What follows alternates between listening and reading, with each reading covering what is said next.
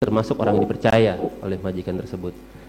Di rumah kecil itu, kemudian ajudan tersebut melakukan alleged-nya perkosaan terhadap majikan itu dengan kondisi katanya sedang lemah.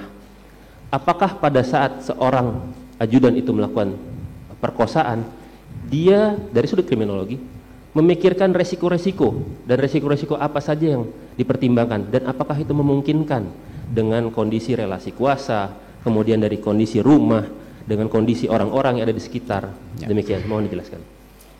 Oke, setiap orang akan bertingkah laku selalu memperhitungkan risiko.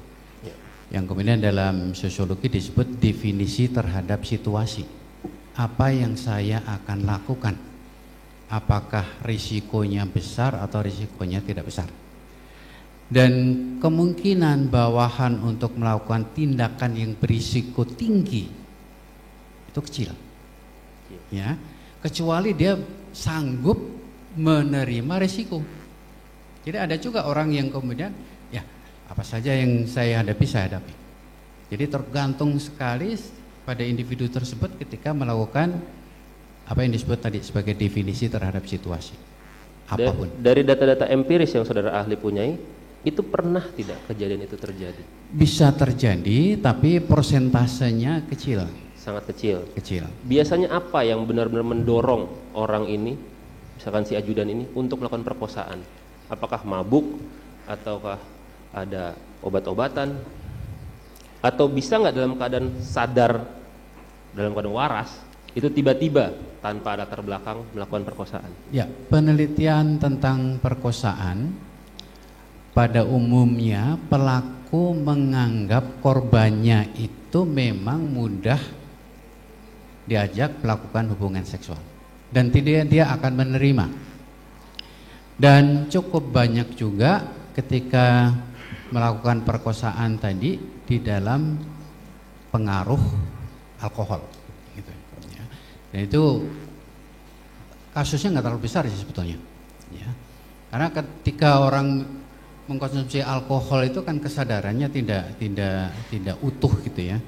Karena ketika orang mencari korban, para pelaku perkosaan mencari korban itu seperti mencari pacar, tipe idealnya.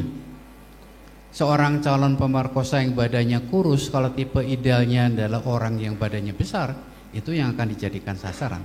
Jadi amat sangat pribadi itu kriteria antara pelaku dengan korban. Baik, apakah si pemerkosa itu juga akan mempertimbangkan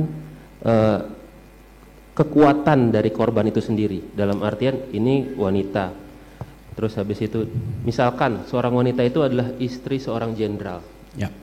Dan itu berada di dalam rumah wanita tersebut. Kalau secara fisik pelaku tidak memperhitungkan, tapi kemungkinan risiko yang akan diterima itu akan dipertimbangkan. Oke. Ya, selalu akan dipertimbangkan. Sekarang bukan ilustrasi, kejadian di Saguling.